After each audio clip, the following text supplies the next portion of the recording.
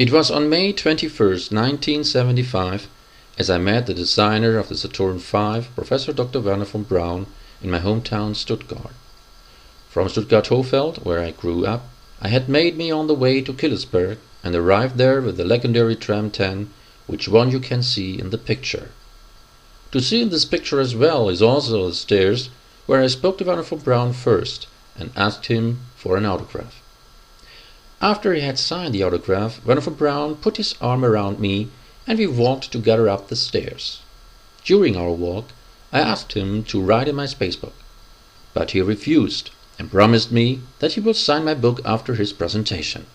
I followed Werner von Braun in the lecture hall, and there I saw his presentation on the latest developments in space technology. After Werner von Braun's lecture, I was always on his heels, and Werner von Braun had not forgotten me.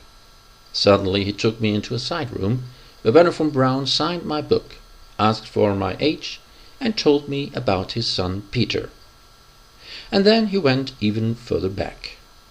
When I left the room, I was approached by journalist Birgit Menzel-Buchner of the daily newspaper Stuttgarter Nachrichten.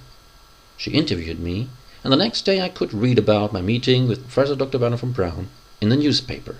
It was so great. A few months later, on March 8, 1976, I had a meeting with the former director of the Kennedy Space Center, Dr. Kurt Debus. Dr. Debus had for some years an office in my hometown Stuttgart, and I had the great joy of meeting him there for a 20-minute talk. So I've met within 1 year the two Germans who have contributed significantly to the success of the Apollo program. Meanwhile, I was able to get to know personally many astronauts. One of them is the famous Mercury astronaut Scott Carpenter. Until now I met him for 2 times, and Scott and I had always very nice conversations, and we had become friends. At our first meeting, we also talked about his meeting with President John F. Kennedy. Scott said that John F. Kennedy is the best president the United States ever had. I agreed, of course. Then astronaut Scott Carpenter said something where I will never forget. Scott said, "Without President John F. Kennedy and Werner von Braun, we would not have landed on the moon." I was surprised and delighted, and Scott was right.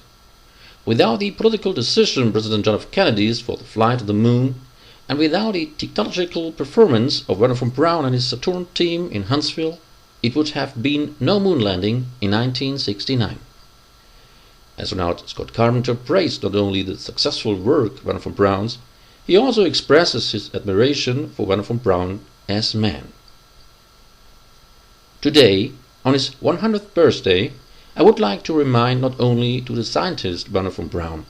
Werner von Braun was also a professing Christian, and so I will close my movie with a quote from the German rocket engineer Werner von Braun.